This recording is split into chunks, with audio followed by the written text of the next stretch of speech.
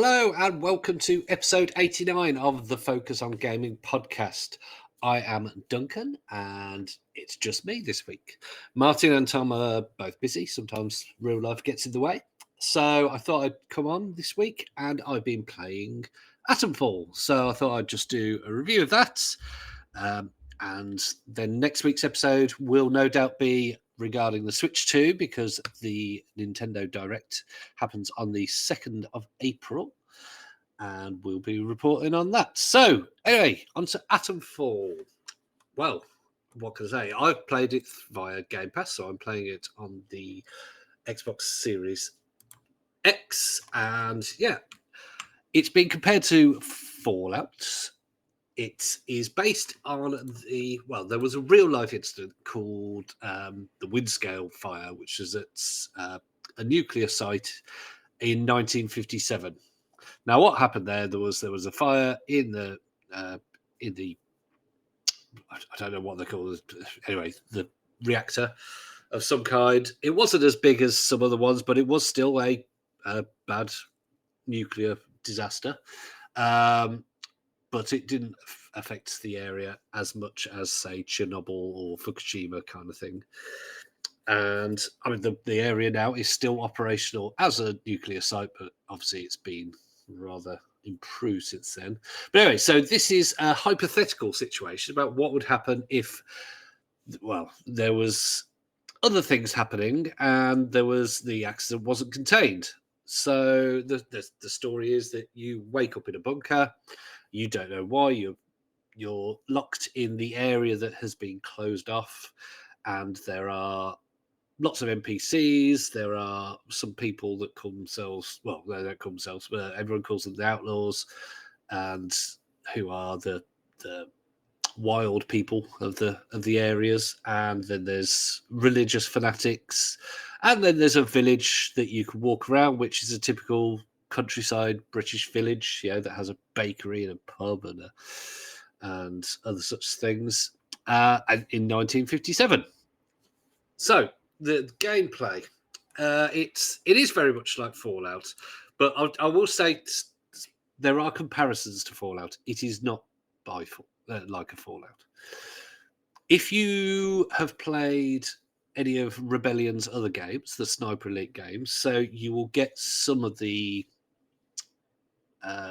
gameplay elements because it is a stealth-based game. You don't have to. Yeah, there is. It's first person though, unlike their sniper games, which are third person, except for when you're sniping.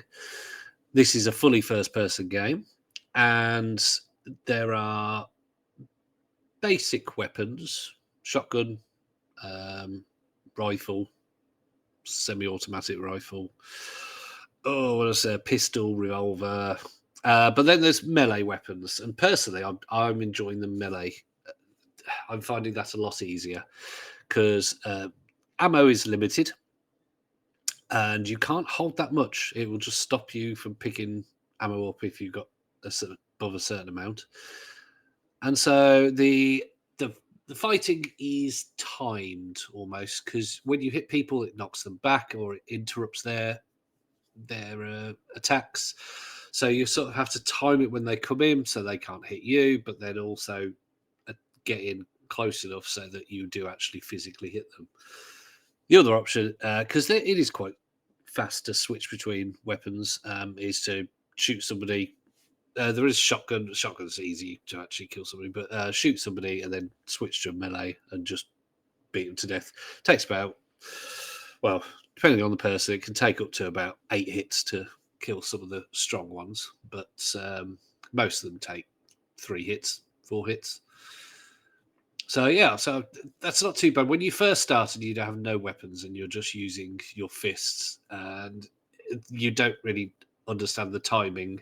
It does feel like quite a hard game, but once you get used to it, it's actually pretty easy. There are plenty of difficulty settings, and if you listen to us regularly, you'll know I do like it easy. I've got some of the things on easier than normal, but their recommended difficulty is one from the most difficult, and there's about 5 different settings. So yeah, I did reduce it from that. So your experience may be different to mine. So graphics, it's a very pretty game. Again, it's if you played Sniper Elite Resistance recently, imagine that, but slightly upgraded to be a bit nicer. I'm getting some graphical glitches. Like when you are running near water, it, it's almost like the water goes low poly. Um, yeah, so it's occasional graphical glitch like that, but it wasn't too bad when either not sprinting and some of the times. But yeah, if you're out in the open and you're sprinting, water didn't look particularly good. Um, talking of bugs and glitches, there's a sound bug that some people get where the sound just stops working. It's something to do with the save at the moment. Apparently, a fix is coming, but if you put the auto save up to about, I think somebody said that they tried it 10 minutes and it stopped doing it. And the other option is just restart the game and you're all good. That has only happened to me once so far. It happened to me early on in the game, yeah, and I've been playing for about 7 hours now, so not, yeah, it hasn't affected me too much. So yes. Anyway, so we'll get back to you start in quite an open area. There's about hang on, there's 4 main maps. There's the village and then 3 other areas, and then there is the actual reactor area as well that you can go into, which is pretty big as well.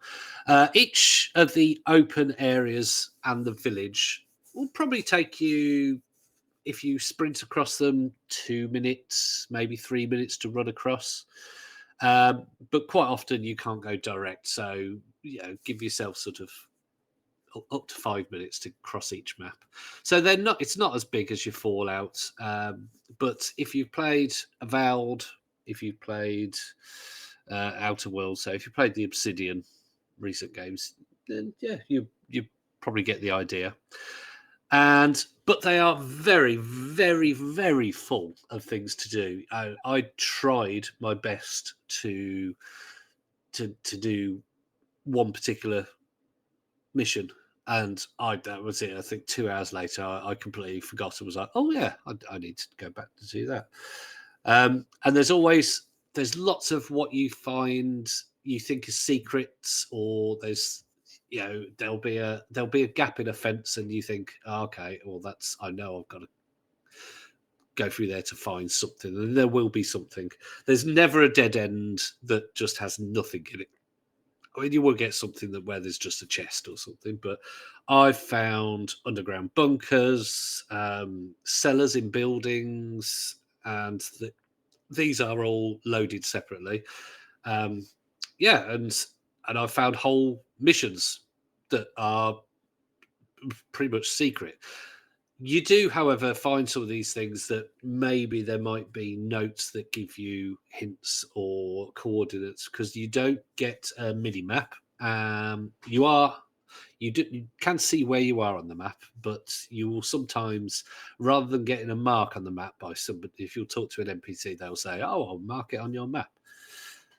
What you'll get sometimes is coordinates. So it's a very basic one. It'll say 29.3 and 74.2, and there's big squares and it says there's 29 on one line, 30 on the next line, so 29.3, and then there's 74 on another line on the vertical. Just correlate where that is. You can put markers on the maps and you go to where it is. So yeah, so it's easy to traverse. Generally, even if you come up to a cliff, you can look one way or the other and see if there's a way up.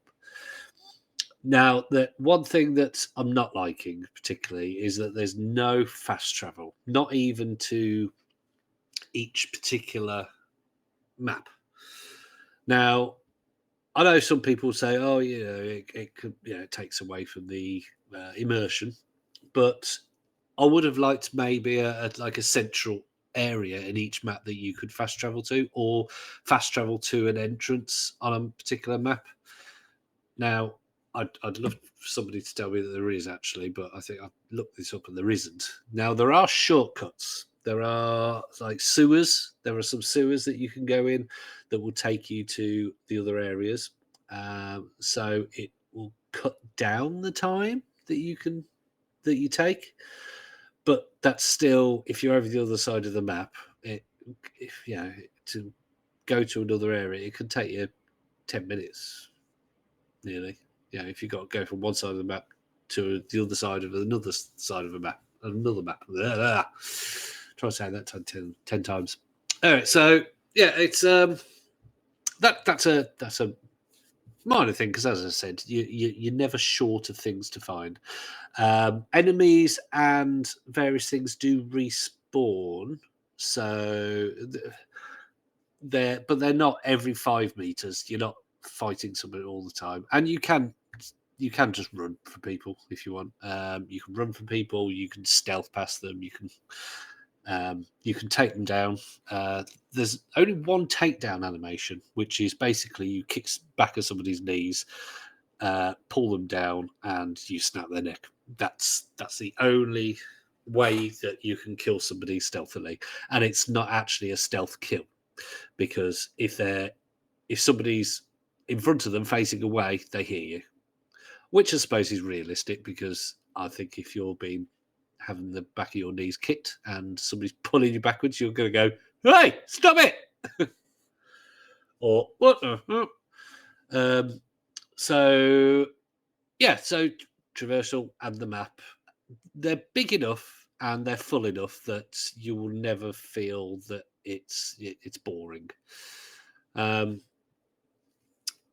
yeah, so the fighting, it is it is just hit and hard hit, and the guns are basic.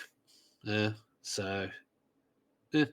NPC conversations. That's one thing I want to talk about. Is there are lots of NPCs, particularly obviously in the village, and generally you'll know somebody you can talk to because they won't attack you, or they'll talk to you rather than just having the stealth or the alert mark over their head. And you have options, and it tells you the tone that you have. So it might say cautious or friendly, and then it will say what you're going to say. Now, it does make a big difference about what you say. It's not necessarily what you think he's going to, but I remember one time I was talking to, there's a bakery, and I was talking to the woman, and I accidentally punched her. So I didn't want to punch her at that particular time. And I won't tell you what happened, but I had a little explore. Anyway, I reloaded because when I come through the door, it auto saved. So I reloaded and I thought, I'll say something different. And I said something different, and she said something completely different to me and asked me to help her. And that was it. I literally got a mission by saying something different. So I would recommend if what a good way of if you're somebody who likes to know what you're letting yourself in for, is save just before you talk to somebody, and then generally a good idea, just knock them out or punch them or kill them, shoot them, whatever. If they're not anywhere near anybody else, then normally you can find notes on them or keys or something like that, and like that bakery woman, yeah, I found out something which meant that I was like, oh, okay, so I could help you, or I could. There is a military force that's policing the area, so you can help them, or you can help the other people. There's various other people you can help, and so yeah, so I said something different, and I still haven't done that mission because I have to go to about 3 different people, I think. Anyway, so yeah, so make sure you think about what you say before you say it. In terms of the NPCs, now the point of the game, I won't spoil. I'm not spoiling anything. Don't worry. Is obviously to either find out what happened, escape from the area because you are locked into like a this giant barbed wire walls, so you can't get outside the walls, and yeah, so you've got to find a way out. Now, equally, I'm not giving anything away. By I think so far, I'm up to about 4 people who can help me escape. Now, I don't know whether I've got to complete all of their stories to find out, but I'm thinking that I could complete one of their storylines, and whether I get a good one, whether they're helping me, whether they're actually helping themselves, whether they're evil or whatever, or good, I don't know.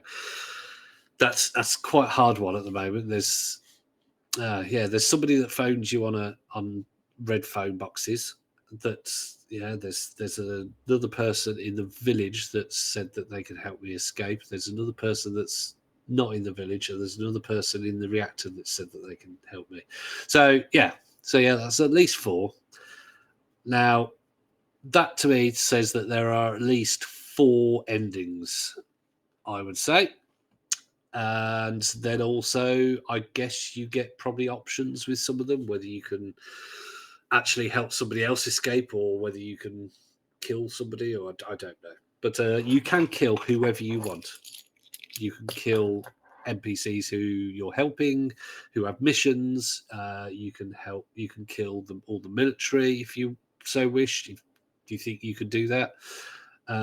Yeah, I mean, you could literally kill everybody. I don't know what would happen if you did that. But hey, give it a try. Let us know. But so far, I have actually haven't killed as many people as I thought I would. But the outlaws, I'll kill them on sight because they will kill me on sight. So overall, it's a great game. If you're after something to scratch that Fallout itch, you can't do any worse than that. It is fantastic Fallout itch scratcher. It's yeah. So far, it's got a great story, which again I won't go into, and I haven't completed it, so I can't tell you how it ends. It looks great. It plays reasonably well. It's there are some. It's not janky. It's just it's not as polished as it's not as polished as your Call of Duties, but at the same time, it's probably less buggy than your Bethesda games. So yeah, it does play. It plays really well, and yeah, I'd give it a solid 9 out of 10, I think. And if you agree, if you disagree, let me know. And hopefully for the next episode, which we will be talking about the Switch 2 reveal and all the joy that comes with that. We will see you for episode 90. Only 10 to the 100. Oh, blimey. Right. And on that note, bye.